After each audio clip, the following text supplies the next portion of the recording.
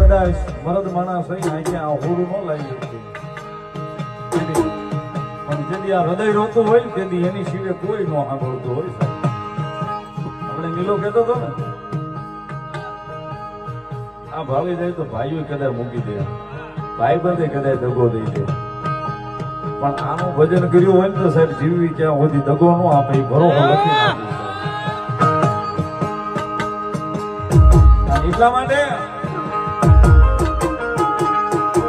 રુધિયો રોવે રે અમારો રુધિયો રોવે રે, રુધિયો રોવે રે અમારો રુધિયો રોવે રે,